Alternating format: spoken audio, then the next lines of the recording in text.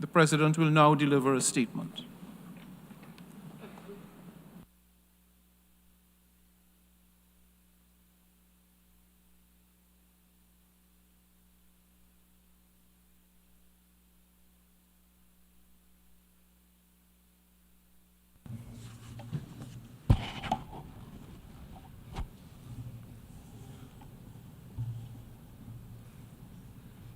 Your Excellency Amor Mottley, Prime Minister of Barbados, Your Excellency Robinah, Nabbanja, Prime Minister of the Republic of Uganda, Mr. Antonio Guterres, Secretary General of the United Nations, Your Excellency Paula Narvaéz, President of the Economic and Social Council, Mr. Achim Steiner, Administrator of the United Nations Development Programme, Excellencies, Honourable Ministers, ladies and gentlemen, good afternoon.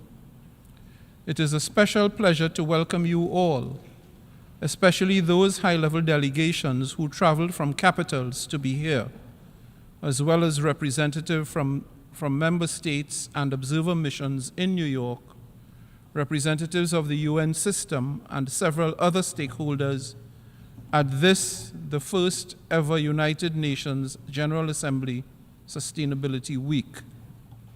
You will recall that sustainability is one of the 4 watchwords adopted in the vision of my presidency, together with peace, progress, and prosperity.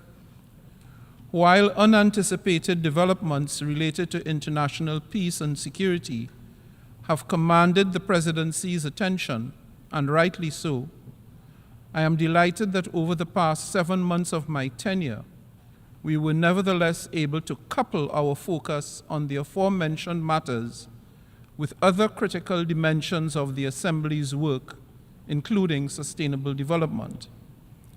As you know, the thrust of the 2030 Agenda for Sustainable Development is the better advantage to be enjoyed by society as a whole from transitioning to a more sustainable, more resilient, more equitable, and stable world.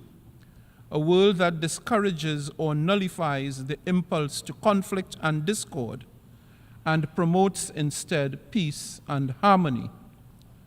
Over the next 5 days, we will delve into sector-specific reflections on 5 key sectors of the economy that have the potential, if infused with a sustainability dimension, to unleash their extraordinary potential to drive progress across all the Sustainable Development Goals, as we maintain a laser focus on the forthcoming all-important Summit of the Future in September. I hope that by consolidating several high-level General Assembly mandated meetings into this single week of authoritative discourse, we will lift the level of confidence and indeed motivation to move beyond the rhetoric of sustainability to setting in motion the actions necessary to initiate the process of transition and so supercharge progress towards achieving the Sustainable Development Goals. Excellencies, today's high-level thematic debate on debt sustainability and socio-economic equality issues from the realization that without first tackling the debt problem, principally affecting countries in special situations in the Global South, all that we seek to accomplish in the context of global development, including the SDGs, will remain a far-fetched mirage. It is precisely for that reason that I deemed it tactically appropriate to open the week with a discussion on this crucial matter, the overload of debt, which will be followed in sequence by conversations on tourism, sustainable transport, resilience in infrastructure connectivity, and finally, a global stocktake marking the completion of the UN Decade of Sustainable Energy for All. Each of these matters are deeply interconnected, reflecting the interlinked nature of sustainability and, in fact, the linkages between the Sustainable Development Goals themselves. We see this in the fact that sustainable transport requires both safe, resilient infrastructure connectivity and sustainable energy.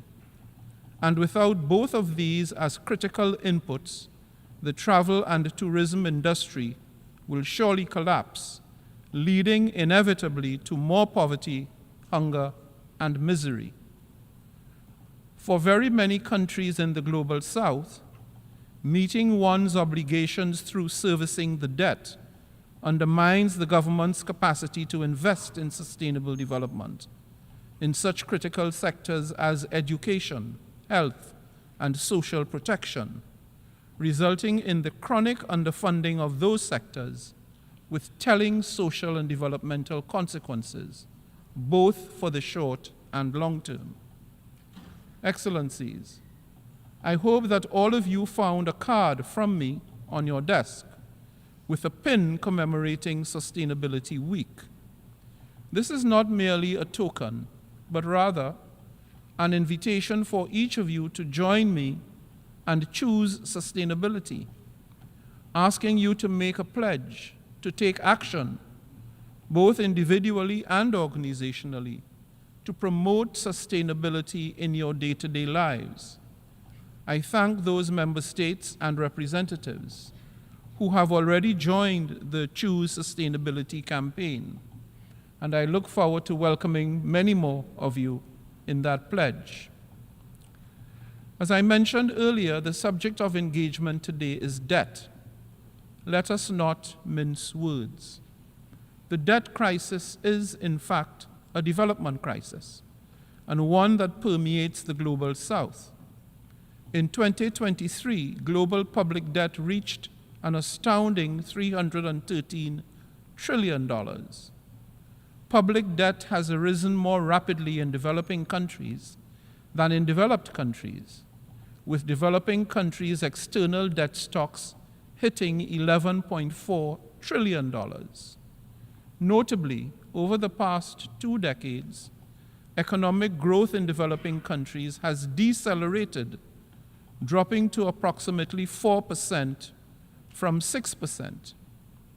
To keep things in perspective, for each percentage point of growth lost, an additional 100 million people were pushed into poverty. Turning to the countries in special situations, the total public debt for the least developed countries stand at $344 billion. For landlocked developing countries, $704 billion. And for small island developing states, $82 billion. Without immediate action to address such high rates of indebtedness, there is no relief in sight for poverty alleviation, among other things. Consider that the 28 countries with the weakest credit ratings have an average debt to GDP ratio of 75%, locking them into an interminable cycle of poverty and underdevelopment with virtually no prospects for reaching the SDGs, the so-called debt trap. And all too often, it is the well-being and welfare of the people that is sacrificed in order to meet onerous debt obligations, with the poorest and most vulnerable being hit the hardest. In other words, as the fireside chat will reveal in its deliberations later, people pay the price. In regions like Africa, and indeed in other developing regions of the world, the interest payments on debt are astronomical, often exceeding the government's combined expenditure on health and education. Excellencies, currently around 700 million people live on less than $2.15 US per day. By 2030, an estimated 600 million people will still remain impoverished, indicative of the glacial pace of progress that falls far short of our SDG goals. Meanwhile, 10% of the world population owns 76% of global wealth. And interestingly, the wealth of the world's 5 richest individuals surged from $405 billion to $869 billion since 2020.